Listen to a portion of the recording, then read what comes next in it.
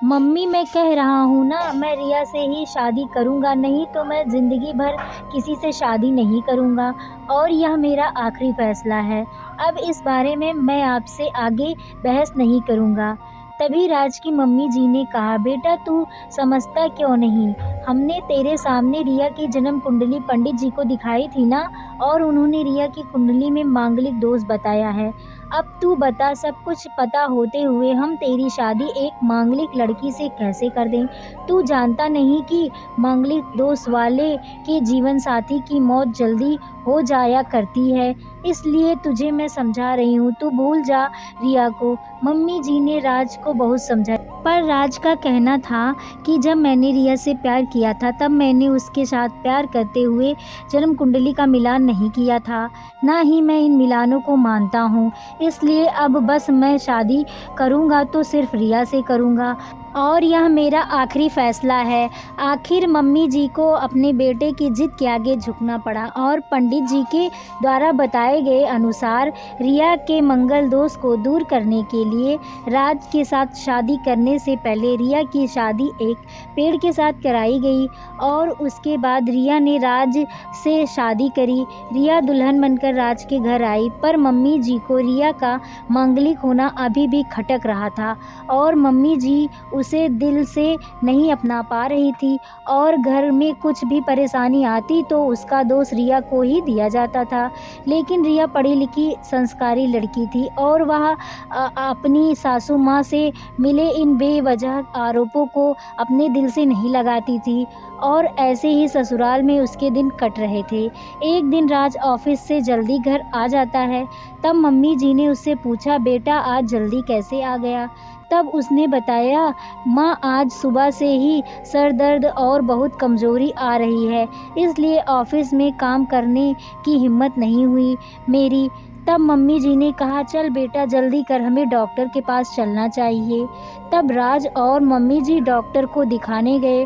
Doctor को दिखाने के बाद मालूम पड़ा कि राज को पीलिया हो गया है और दोनों जैसे ही घर लौटे मम्मी जी ने घर को सिर पर उठा लिया और कहने लगी, जब से यह लड़की हमारे घर में आई है तब से हमारे घर में परेशानी और बीमारियां भी साथ लेकर आई है, इसके कदम ही अशुभ हैं। अब देखो इसका मांगलिक दोष हमारे बेटे पर भी असर करने लग गया है। कल को अगर मेरे बेटे को कुछ हो गया तो कौन जिम्मेदार होगा? तभी रिया ने कहा, मम्मी जी प्लीज़, और कितना नीचा दिखाएंगी मुझे? आज तक मैं चुप रही क्योंकि मेरे पापा ने मुझे यही सिखाया था कि ससुराल में बड़ों को जवाब मत देना और उनकी इज्जत करना, पर आज तो आपने हद ही कर दी। अगर मैं आज नहीं बोली तो ज़िंदगी भर खुद को माफ़ नहीं कर पाऊँगी। मम्मी जी, अगर आप पंडित जी पर भरोसा नहीं करती थी तो उनके कहे अनुसार आपने सारी मांगलिक दोष निवारण की विधि क्यों करवाई? क्यों आपने पहले मेरी पेड़ से शादी करवाई?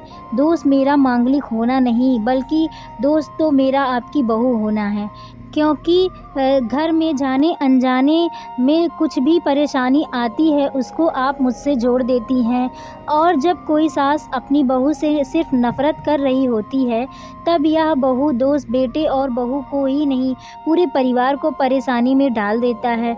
बहू को अपनी बहू मानने, उसे दिल से अपनाने, उसे भी सम्मान दें और यह महसूस कराएं कि वह भी इस परिवार का सदस्य है, नहीं तो बहू दोष मांगलिक दोष से भी ज़्यादा पीड़ादायक हो जाता है। रिया की कही हुई बातें मम्मी जी के दिल को झकझोर रही थी और उन्हें मन ही मन पश्चाताप भी हो रहा था।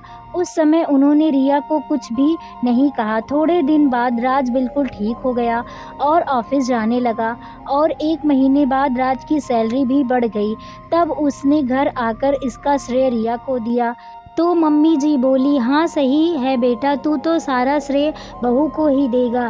तेरी माँ का आशीर्वाद भी तो तेरी प्रगति के पीछे रहता है, तेरे साथ तू तो मुझे श्रेय देना भूल ही गया।